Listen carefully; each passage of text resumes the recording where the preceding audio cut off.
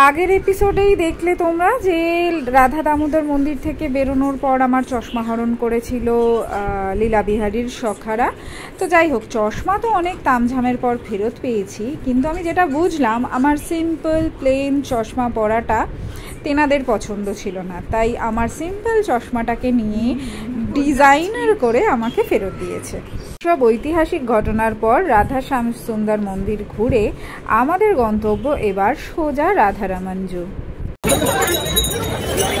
আগেই বলেছি শিবরাত্রির সময়টায় গেছি বলে বৃন্দাবনে অন্যান্য সময়ের থেকে ভিড়টা একটু বেশিই ছিল। খুব আশা করছিলাম যদি রাধারামাঞ্জুর মন্দির একটু ফাঁকা পাওয়া যায়, একটু ফাঁকায় ফাঁকায় দর্শন হয়, কিন্তু ভেতরে ঢুকতেই দেখলাম প্রচুর মানুষ দাঁড়িয়ে রয়েছে আর আমাদের পৌঁছতে পৌঁছতে 12টা প্রায় বেজে গিয়েছিল। ফলে আমরা পৌঁছানোর কিছুক্ষণের মধ্যেই মন্দিরের কপাট বন্ধ হয়ে গেল, কারণ তখন রাধারামাঞ্জুর রাজভোগের সময়। 20-25 মিনিট পর মন্দিরের কপাট আবার খুলবে, ততক্ষণ আমাদের অপেক্ষা করতে হবে। সত্যি বলছি, এই অপেক্ষা করার সময়টুকু মন্দিরের বিগ্রহ দর্শনের থেকেও ভালো কেটেছে। এত সুন্দর মানুষজন, কেউ কাউকে চিনি না, ভারতবর্ষের বিভিন্ন কোণা থেকে লোকজন এসেছে, কিন্তু সবাই এক সূত্রে বাঁধা কৃষ্ণ প্রেমে। এত সুন্দর ভজন, এত সুন্দর সংকীর্তন হলো ওই 20 মিনিট, সত্যি আমাদের সবার মানে মনটা ভরে গেছে।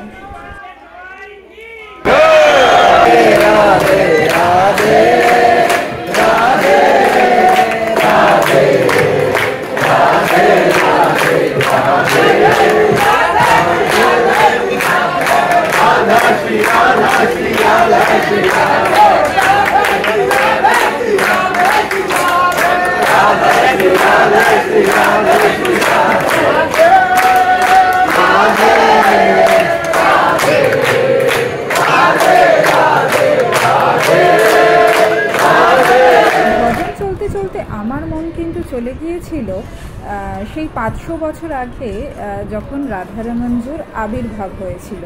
সেই গল্পটা তাহলে তোমাদের একটু ছোট্ট করে বলে দিই। শ্রী গোপাল ভাট্ট স্বামী ছিলেন চৈতন্য মহাপ্রভুর অনুগামী। একবার গণ্ডকী নদীর তীরে স্নান করতে গিয়ে জলের সঙ্গে ভেসে আসা শালিগ্রাম হাতে পড়ে গোপাল ভাট্ট স্বামীর। তো সেই শালিগ্রাম নিয়ে তিনি সোজা চলে আসেন বৃন্দাবনে এবং নিজের কুটিরে নিজের মতো সাধন ভজন করতে থাকেন। এদিকে একবার সেই গ্রামে একজন ব্যবসায়ী আসেন, যিনি যারা এরকম যাদের বাড়িতে প্রতিষ্ঠিত ঠাকুর রয়েছেন তাদের সবাইকে দামি দামি পোশাক, গয়না, শৃঙ্গারের সমস্ত জিনিস উপহার দেন। কিন্তু গোপাল ভাট স্বামীর মনে খুব দুঃখ ছিল, শালিগ্রাম ভগবানের ঠিক সেই রকম করে শৃঙ্গার করা যায় না যেমন করে বাকি শ্রী বিগ্রহদের শৃঙ্গার করা যায়। এই মনের দুঃখ নিয়ে কাতর আবেদন করতেন গোপাল ভাট স্বামী, স্তম্ভ থেকে তুমি আবির্ভূত হয়েছিলে, আমার জন্য কি শালিগ্রাম থেকে আবির্ভূত হতে পারো না? সেদিন ছিল নৃসিংহ চতুর্দশীর রাত। মনে এইরকম দুঃখ নিয়ে গোপাল ভাট্ট স্বামী ঘুমোতে গেলেন। আর সকালবেলা উঠে তিনি দেখলেন তার শালিগ্রাম শিলা, যার ওপরে একটা চাদর দেওয়া ছিল, সেই চাদরটা একটু উঁচু উঁচু লাগছে। চাদর সরিয়ে দেখেন শালিগ্রাম শিলা থেকে স্বয়ং আবির্ভূত হয়েছে রাধারামান। সেই শ্রী বিগ্রহেই পূজিত হয় আজ অবধি শ্রী রাধারামানজির মন্দিরে। রাজভোগের পর সুন্দর আরতি দর্শন করে আমরা বেরিয়ে পড়লাম রাধারামানজির মন্দির থেকে। শ্রী রাধারামানজির মন্দির থেকে বেরিয়ে পুরোহিত মশাই আমাদের নিয়ে গেলেন বিষ্ণুপ্রিয়ার মন্দিরে। এই মন্দিরটির কথা অবশ্য আমি তেমনভাবে জানতাম না। গিয়ে জানলাম এই মন্দিরে শ্রী চৈতন্য মহাপ্রভুর সহধর্মিণী বিষ্ণুপ্রিয়া এবং মাতা সচির খুব সুন্দর শ্রী বিগ্রহ রয়েছে। এবার চা খাবো এবার আমরা। আমার এইটাতে তোর অবস্থা হলো, চা খাচ্ছি আমরা, চা খাচ্ছি এখানে। পালক লাস্সি খাচ্ছে। তাতু কি খাচ্ছে? তাতু কিচ্ছু খাবে না, ভালো। তাতু জল খাচ্ছে। ইনি পাঞ্জাব থেকে এসছেন, হ্যাঁ একই আমাদের মতো বৃন্দাবনের পথে ঘুরে ঘুরে বেড়াচ্ছে। मैंने तो ना पहले एक शब्द सुना था, अभी तुम्हारे बालों बाशी, तभी वो ना दुर्गा पूजा आप करते हो ना, आपका एक एक पंडाल वॉच करती हूँ आपका। ओके। मेरी एक इच्छा है कि कभी आऊँ तो आपका जो काली माता मंदिर है, कभी आइए काली माता के मंदिर। मेरा दोस्त है वहाँ पे, तो वहाँ पे आपको दर्शन मैं চায় ব্রেকে আমাদের সঙ্গে দেখা হলো পারমিন্দার করে। আমাদের দেখেই উনি বুঝতে পারলেন বাঙালি, নিজেই এসে আলাপ করলেন, বললেন উনি কালীঘাট মন্দিরে যেতে চান। তো সেই বিষয়ে চিরন্তনদার সঙ্গে বেশ আলোচনা হলো, আর বেশ খানিকটা চা খেতে খেতে আমাদের আড্ডা হলো। তারপর আড্ডার পরে যে যার পথে। তাতুর প্রচন্ড পছন্দ হয়েছে, তাতু বলছে এই ড্রেসটা ছাড়াও যাবেই না, তাই বায়না করছে, তাতু কেঁদেই যাচ্ছে, আমার এই ড্রেসটা চাই চাই চাই।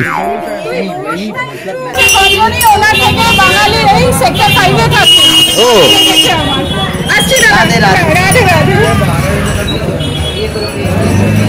নিধিবনে ঢুকছি আমরা এখন।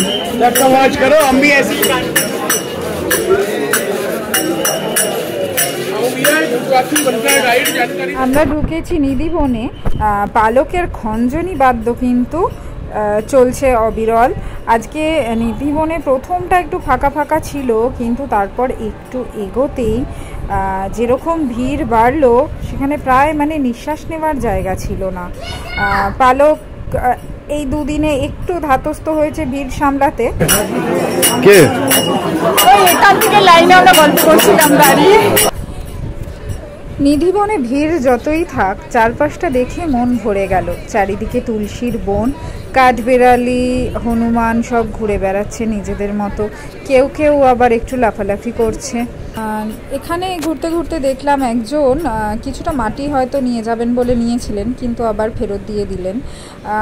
এটা আমিও শুনেছি, বলা হয় যমুনা পাড়ের মাটি ছাড়া রামান রেতি বা গিরিরাজ্যির শিলা বা নিধিবনের মাটি এগুলো নিয়ে আসতে, মানে বৃন্দাবনের বাইরে নিয়ে আসতে নেই। তো হয়তো উনিও সেটা শুনেছেন, তাই নিধিবনের মাটি ফিরিয়ে দিয়ে গেলেন। যাকে বলা হয় শ্রীকৃষ্ণের নিকুঞ্জ লীলা, সেটা কিন্তু এখানেই হয়। তাই সন্ধ্যের পর বন্ধ করে দেওয়া হয় মন্দির এবং নিধিবনের রাস্তা। বলা হয় শ্রীকৃষ্ণ, শ্রী রাধারানী এবং বাকি গোপিনীরা সবাই এখানে রাসলীলা করতে উপস্থিত হন সন্ধেবেলা। এমনকি গাছের হনুমান, পাখি এরাও নাকি বেরিয়ে চলে যায় সন্ধ্যের পর।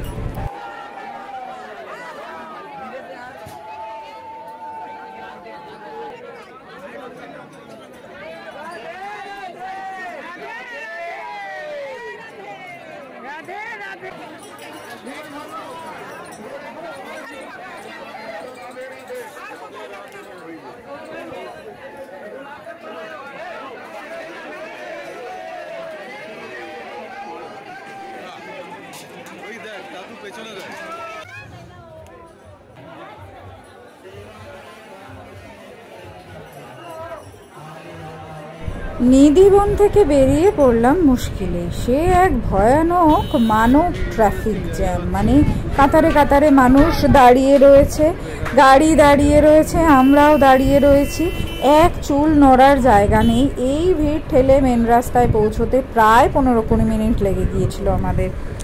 আর এখানে এসে আমরা বেশ একটু শপিং করলাম এই দোকানে। আমরা অনেক কিছু কিনলাম, আর চিরন্তনদা পেছনে লাগছিল যে তুই বলছিলি খালি পায়ে পরিক্রমা করবি, দেখ তোর হয়ে গেল। সত্যি সেই সকালে বেরিয়েছি খালি পায়ে, অলমোস্ট গোটা বৃন্দাবন ঘোরা হয়ে গেছে। তো দোকানদার ভদ্রলোক বললেন आप लोगों ने पूरा घूम लिया, वृंदावन परिक्रमा कर लिया, तो आप लोगों का हो गया, सब दर्शन हो गया। मतलब ब्रजवासी ने कह दिया, मतलब हो गया। এটা হচ্ছে মদন মোহনজির মন্দির। মদন মোহনজি, এখানে সপ্তনিধি আছে বৃন্দাবনে, 7 জন ঠাকুর। মদন মোহনজি মুঘল পিরিয়ডে মদন মোহনজির বিগ্রহ বাঁচানোর জন্য মীরাবাইকে নিয়ে যাওয়া হয়েছিল। তো ওই সেই মন্দির মীরাবাইয়ের মূর্তি। ওই পাঞ্জাবি ভদ্রমহিলা বলছিল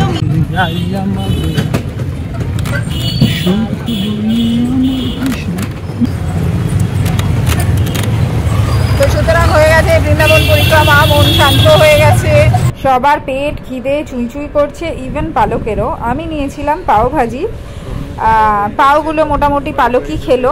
যাই হোক, খাবারের কোয়ালিটি এখানে বেশ ভালো, সব ভেজ, কিন্তু তন্ময়ের যখন অসুবিধা হয়নি তার মানে খাবারের কোয়ালিটি নিয়ে কোনো কথা হবে না। এবার রাবড়ি ভালো, বৃদ্ধামের রাবড়ি। খাওয়া দাওয়া করে অবশ্যই 3:30টার সময় হরে কৃষ্ণ অর্কিডে আমরা যাচ্ছি প্রেম মন্দিরে।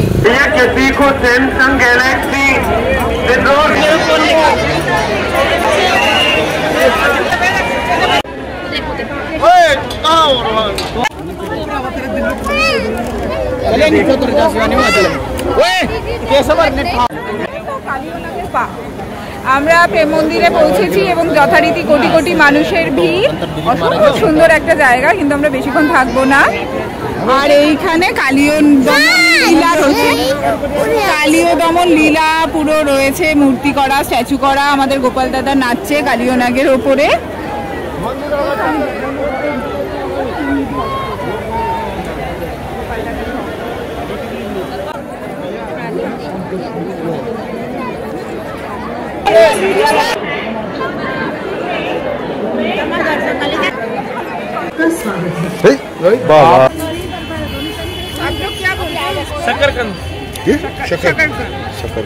প্রেম মন্দির দর্শনের পর চিরন্তন দা গোপী ড্রেস কিনলো বৌদির জন্য, আর আমরা দাঁড়িয়ে পড়লাম এই ঠালার সামনে। রাঙা আলু, রোস্টেড রাঙা আলু, চাট মশলা, চাটনি এইসব দিয়ে বিক্রি হচ্ছিল।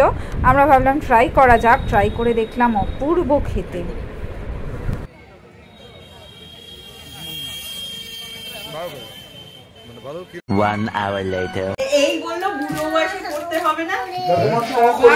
কত দোকান ঘুরে তোমার জন্য এনেছে। আমার ধারণা তোমার গায়ে হলে